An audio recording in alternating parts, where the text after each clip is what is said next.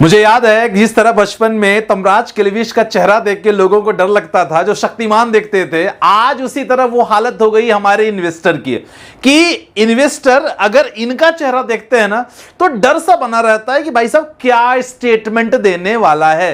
सो बहुत आप न्यूज सुन रहे हो लगातार, काफी जगह आपने वीडियो देख ली होगी, यार फेड रेट बढ़ रहा है, फेड रेट घट रहा है, इससे क्या हो सकता है, इंडियन मार्केट में होता क्या है, फेड रेट होता क्या है यार, और ये इंसान करने क्या वाले हैं, उसके कारण हमारे मार्केट पे क्या असर पड़ने वाला है।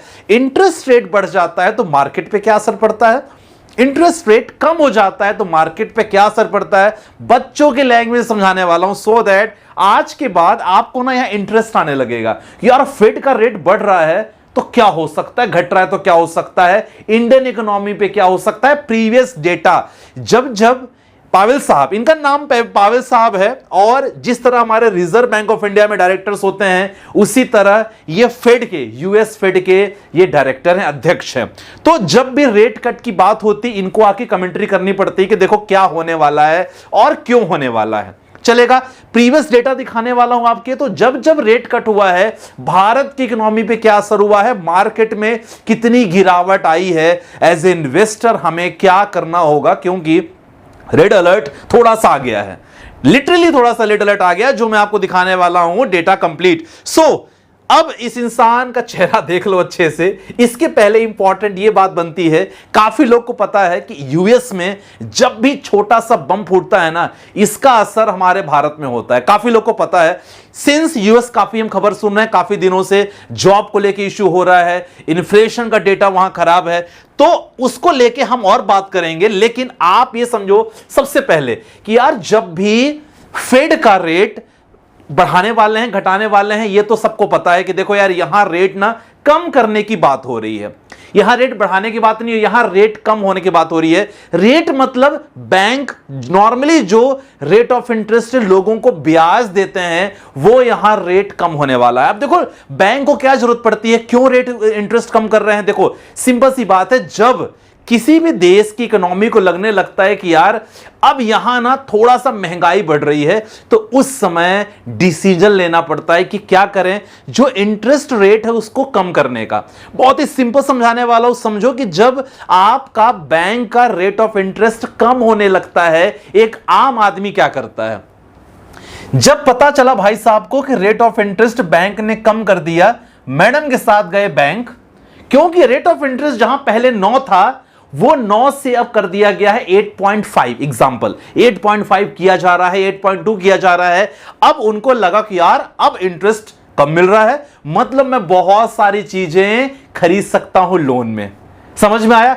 हाई होगा तब तो बहुत दिक्कत वाली बात हो जाएगी, राइट। लेकिन जब किसी देश की इकोनॉमी थोड़ा डामाडोल होने लगती है, या देश के जो इकोनॉमिस्ट उनको लगने लगता है कि यार यहां कुछ गड़बड़ हो सकता है, बहुत सारे इन्फ्लेशन रेट चल रहा है, वहां बैंक अब देखो कम करता है।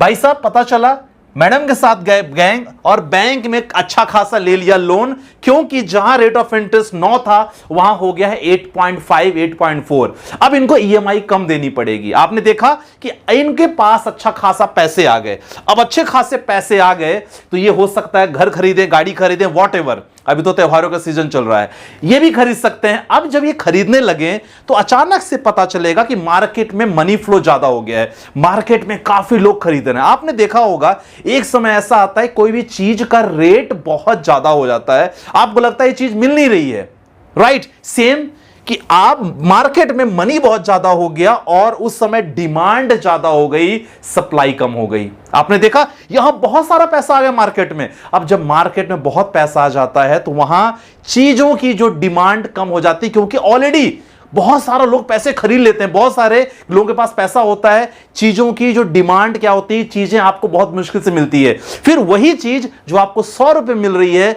पता चला 200 रुपए मिलती है। इन्फ्लेशन, महंगाई वहीं बढ़ती है, अगेन रेड अलर्ट आ जाता है। इसीलिए बैंक वालों को बहुत ही ध्यान समझना पड़ता है कि यार बहुत मुश्किल होता है उनको देखना समझना कि कोई भी इंटरेस्ट रेट को बढ़ाना टाइम पे, घटाना टाइम। मुझे लगता है यह चीज आप लोग को समझ में आएगा। यही चीज पावेल साहब कर रहे हैं, क्योंकि उनको लग रहा है यूएस आगे हो सकता है एक इन्फ्लेशन आए। अब वो इन्फ्लेशन आने के चक्कर में रेट ऑफ इंटरेस्ट बैंक का कम करें, सो दैट जो लोग ऑलरेडी कर्ज में हैं थोड़ा बहुत बैंक से पैसे कम करें, पैसे ले बैंक से, अपने रोजमर्रा की जिंदगी को थोड़ा सा सेट करें।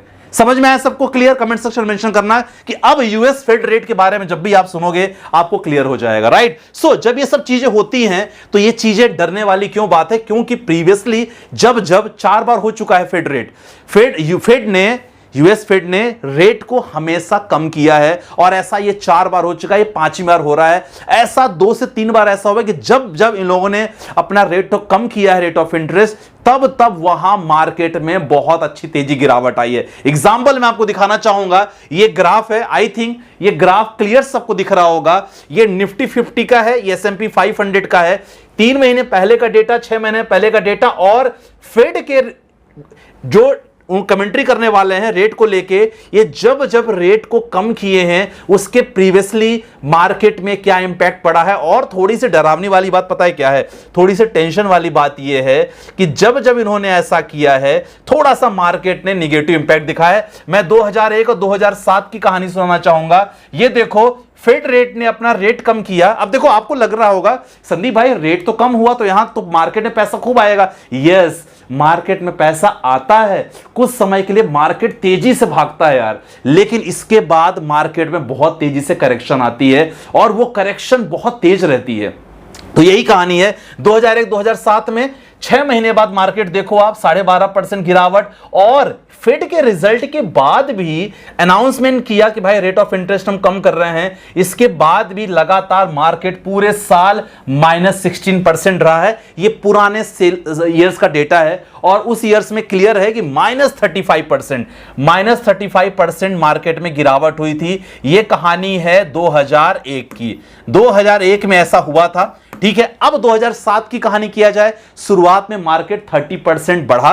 मैं आपको दिखा रहा हूं, शुरुआत में मार्केट 30% बढ़ा, लेकिन इसके बाद मार्केट में 60% तक गिरावट आई। तो आप ये देख सकते हो 2001-2007, आप चाहे टॉप इंडिया की 500 कंपनी एग्जांपल ले लो, S&P 500 या निफ्टी 50 का एग्जांपल ले लो, दोनों केसेस में ऐसा हुआ है कि मार्केट में काफी गिरावट आई है। क्योंकि अब रेट ऑफ इंटरेस्ट तो कम कर देना, तो इसके बाद क्या होगा? बैंक अच्छा खासा लोन देना चालू कर देंगे। अब बैंक लोन देना चालू कर देते हैं तो मार्केट में पैसा बहुत तेज फ्लो करता है। मार्केट में फ्लो होता है तो लोग बहुत सारी खरीदारी करते हैं, डिमांड वहां पास बहुत तेज बढ़ जाती है, और मार्केट में पैसा धीरे धीरे कम होने लगता है। तो ये चीजें आपको समझना पड़ेगा। इसीलिए कोई भी बैंकिंग सिस्टम हो, या कोई भी, अगर आप इंडियन की बात करो, यूएस की बात करो, वो लोग बैलेंस करके रखते हैं कि कभी कभी हो सकता है उनको रेट ऑफ इंटरेस्ट कम करना पड़े, कभी रेट ऑफ इंटरेस्ट बढ़ाना पड़े, दोनों केसेस में। तो जब ये रेट ऑफ इंटरेस्ट कम होता है, जो बड़ी कंपनियां होती हैं उनको फायदा क्या हो जाता है? क्योंकि वो बहुत सारे माल सप्लाई वगैरह ना, ये बैंक से उधारी होकर लेके चलता है उनका, करेक्ट? आपने देखा होगा। अब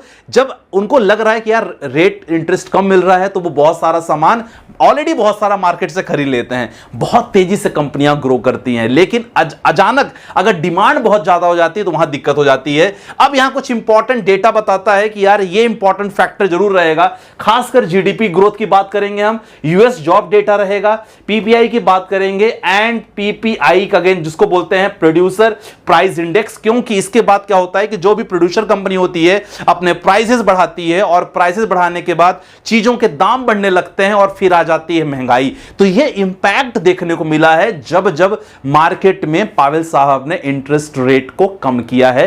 पुराने 4 साल का डेटा, जब भी पिछले 4 बार ये कहानी हुई है, ये 5वीं बार होने वाली है। तो कल 18 होगी, अभी रात का वीडियो बना रहा हूं तो आपके सामने कल वीडियो आने वाली है, तो 18 को ये सब कुछ अनाउंसमेंट होगा। इसका इंपैक्ट इंडियन मार्केट में 19 तारीख को होने वाला है। अगर लोगों के अनुमान की बात करें तो फेड दरों में जो कटौती का अनुमान लोग लगा रखे हैं, कुछ लोग लगा रखे हैं, देखो ये जैसे जैसे समय बढ़ रहा है, यहां आप देख सकते हैं कि लोगों का अनुमान का समय बढ़ गया है। आप परसेंटेज की बात करोगे, 67% लोग कह रहे हैं कि यहां 50 बीपीएस 50 बेसिक पॉइंट्स यहां जो रेट ऑफ इंटरेस्ट हो सकता है, वो जो 50 के दायरे हैं, क्योंकि इनको लगभग 50 कम करना है। तो ऐसे लोग 67% लोग कह रहे हैं कि देखो यार कम से कम 50 पॉइंट तो कम होना चाहिए, यहां 50 बीपीएस होता है, बेसिस पॉइंट बोलते हैं उसको, तो 50 कम होना चाहिए। बाकी 33% कह रहे हैं कि यार 25 होगा, केवल 25 बीपीएस होगा। देखो 25 बीपीएस होगा तो मार्केट में ज्यादा करेक्शन या ज्यादा बहुत तेजी आने की नहीं रहेगी, लेकिन अगर 50 होगा तो डेफिनेटली यहां बहुत तेजी मार्केट में आएगी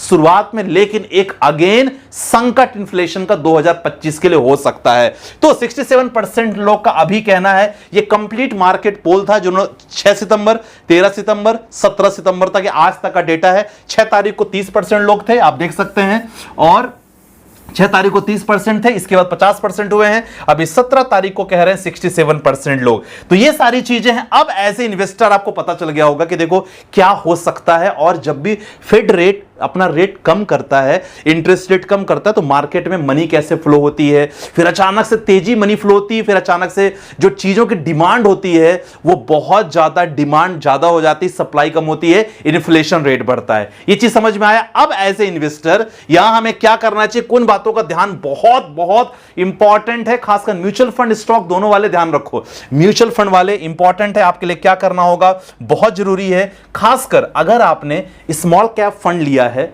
बहुत लंबा इन्वेस्टमेंट किया है, सेक्टोरियल फंड लिया है, लमसम बहुत ज्यादा किया है, बस आपसे एक रिक्वेस्ट करूंगा, प्लीज उसका टारगेट 1 साल के लिए मत रखना। अगर आपने कोई स्मॉल कैप लिया है, कोई सेक्टोरियल फंड लिया है, bulk amount like 5 lakh, 6 lakh, 10 lakh तक इन्वेस्ट कर दिया है, और यह सोच रहे हो कि संदीप भाई 1 साल में पैसा डबल करके निकलूंगा, सर मैं तो कहूंगा ऐसी स्थिति में अभी पैसा रिडीम कर लो आप।